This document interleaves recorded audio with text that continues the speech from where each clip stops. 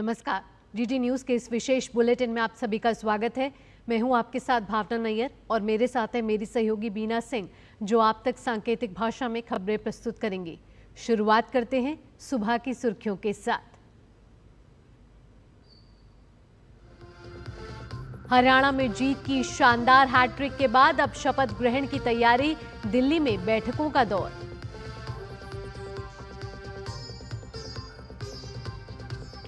जम्मू कश्मीर में national conference और कांग्रेस गठबंधन की होगी सरकार, विधायकों की बैठक में होगा मुख्यमंत्री के नाम का ऐलान।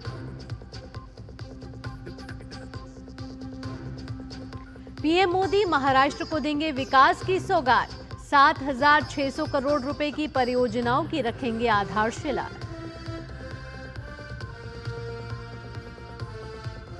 आरजी कर अस्पताल कांड पर देश भर से कई डॉक्टर पहुंचे कोलकाता, भूख हड़ताल कर रहे जूनियर डॉक्टरों के साथ दिखाएंगे एकजुटता।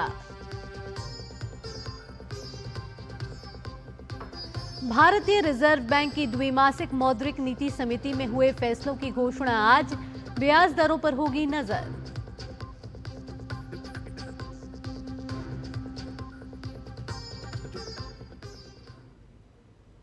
अब खबरें विस्तार से। हरियाणा में तीसरी बार भी बीजेपी की ही सरकार होगी। विधानसभा चुनाव में 48 सीट पर शानदार जीत के साथ बीजेपी की इस हैट्रिक ने सभी आलोचकों का मुंह बंद कर दिया है।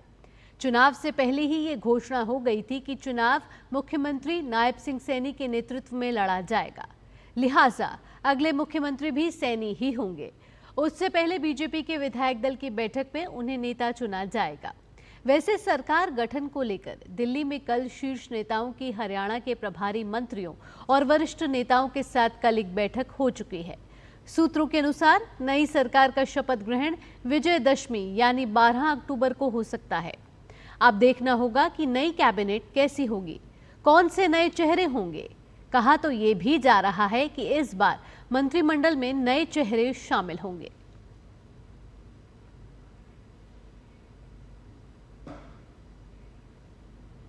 जम्मू कश्मीर में अनुच्छेद 370 हटने के बाद हुए विधानसभा चुनाव में नेशनल कॉन्फ्रेंस गठबंधन ने 49 सीटों पर जीत दर्ज की।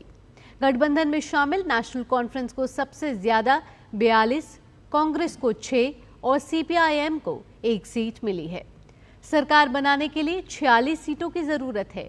जीत के बाद नेशनल कॉन्फ्रेंस उपाध्यक्ष उमर अब्दुल्ला ने कहा, गठबंधन के सहयोगियों के साथ बैठक के बाद गठबंधन का नेता चुना जाएगा। इसके बाद इंडिया ब्लॉक एलजी के समक्ष जम्मू कश्मीर में अपनी सरकार बनाने का दावा पेश करेंगे। हालांकि पार्टी प्रमुख डॉक्टर फारूक अब्दुल्ला ने कहा है कि प्रदेश में अगला मुख्यमंत्री उमर अब्दुल्ला बनेंगे।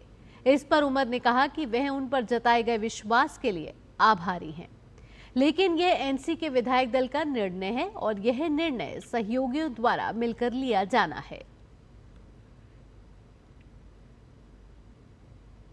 प्रधानमंत्री नरेंद्र मोदी आज महाराष्ट्र को 7,600 करोड़ रुपए से अधिक की विकास परियोजनाओं की सौगात देंगे।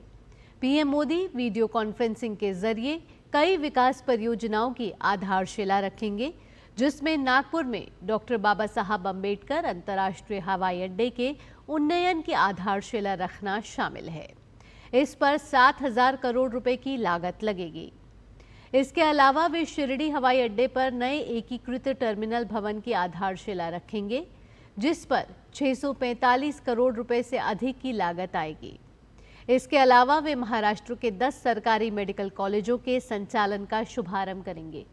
ये मेडिकल कॉलेज मुंबई, नासिक, जालना, अमरावती, गढ़चिरौली, बुल्ढाना, वाशिम, भंडारा, हिंगोली और अंबरनाथ में स्थित है। इसके अलावा प्रधानमंत्री भारतीय कौशल संस्थान मुंबई और महाराष्ट्र के विद्या समीक्षा केंद्र का उद्घाटन करेंगे। प्रधानमंत्री नरेंद्र मोदी कल से लाओस के 2 दिवसीय यात्रा पर जाएंगे। इस दौरान पीएम मोदी राजधानी वियंतियान में आयोजित 21वें आसियान भारत शिखर सम्मेलन और 19वें पूर्वी एशियाई शिखर सम्मेलन में भाग लेंगे।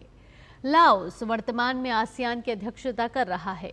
पीएम मोदी की यह यात्रा लाओ पीपल डेमोक्रेटिक रिपब्लिक के प्रधानमंत्री सोनेक्से सिफांडोन के नियंत्रण पर हो रही है। शिखर सम्मेलन से इतर प्रधानमंत्री के द्विपक्षीय बैठकें करने की भी उम्मीद है। कोलकाता रेप मर्डर केस मामले में federation all India medical association FAIMA ने आज से देशव्यापी भूख हड़ताल का ऐलान किया है। एसोसिएशन का कहना है कि जब तक आरजीकर रेप मर्डर केस की पीड़िता ट्रेनी डॉक्टर को न्याय नहीं मिल जाता, तब तक वे प्रदर्शन करते रहेंगे। वहीं कल आरजीकर मेडिकल कॉलेज के 50 सीनियर डॉक्टरों ने आमरण अनशन कर रहे जूनियर डॉक्टर के समर्थन में इस्तीफे दिए हैं। इन इस्तीफों के जरिए सीनियर डॉक्टर्स ने ये संदेश देने की कोशिश की है कि वे जूनियर डॉक्टर्स के आंदोलन के साथ मजबूती के साथ खड़े हैं। कोलकाता में जूनियर डॉक्टर 5 अक्टूबर की शाम से आमरण अनशन पर बैठे हैं। वे अपनी 9 मांगों पर अड़े हैं। वहीं चंडीगढ़ में RDA GMH ने भी पश्चिम बंगाल जूनियर डॉक्टरों के साथ एकजुटता में राष्ट्रीय व्यापक विरोध का समर्थन किया है। एक प्रेस विज्ञप्ति जारी करते हुए ये कहा गया है कि RDA GMCH आज ब्लैक रिबन प्रोटेस्ट में भाग लेगा।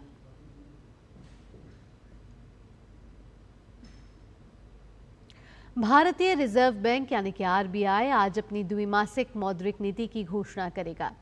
RBI की पुनर्गठित दर निर्धारण समिति ने सोमवार को मौद्रिक नीति पर विचार विमर्श शुरू किया था।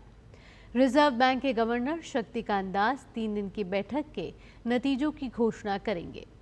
भारतीय रिजर्व बैंक ने फरवरी 2023 से रेपो दर को 6.5% पर यथावत रखा है। विशेषज्ञों का मानना है कि दिसंबर में ही इसमें कुछ ढील की गुंजाइश है। पश्चिम एशिया में जारी संघर्ष के बीच हिजबुल्लाह ने इजरायली शहर हाइफा पर अब तक का सबसे बड़ा रॉकेट हमला किया। इसमें संघर्ष और तेज हो गया है। हिजबुल्लाह ने इजरायल की ओर से किए जा रहे हमले के जवाब में अपने हमले जारी रखने का प्रण किया है। वहीं इजरायल के प्रधानमंत्री बेंजामिन नेतन्याहू ने घोषणा की है कि इजरायली बलों ने हिजबुल्लाह के पूर्व प्रमुख हसन नसरल्लाह के संभावित उत्तराधिकारियों को भी खत्म कर दिया है।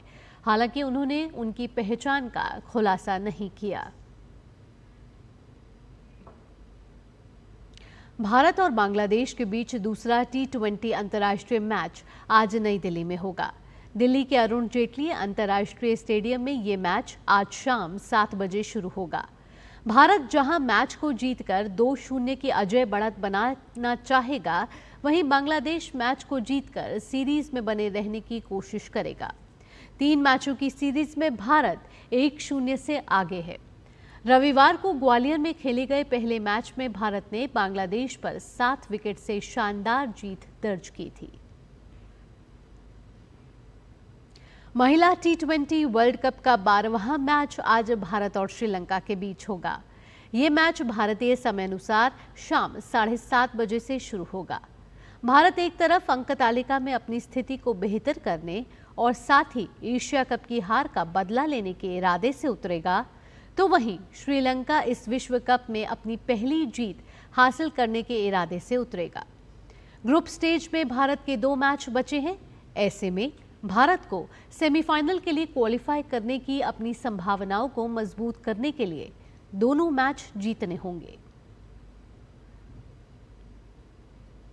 आज शारदीय नवरात्र का 7वां दिन है। आज मां दुर्गा के कालरात्रि स्वरूप की पूजा होती है। सुबह से ही मंदिरों में भक्तों का तांता लगा हुआ है। दिल्ली के प्रसिद्ध कालका जी, छतरपुर मंदिर और झंडेवालान मंदिर में श्रद्धालु पूजा दर्शन करते दिखाई दिए। इसी के साथ इस विशेष बुलेटिन में इतना ही। मुझे और मेरी सहयोगी बीना सिंह के साथ डीडी न्यूज की टीम को फिलहाल के लिए दीजिए अनुमति। देश और दुनिया की बड़ी खबरों के लिए आप देखते रहिए डीडी न्यूज। नमस्कार।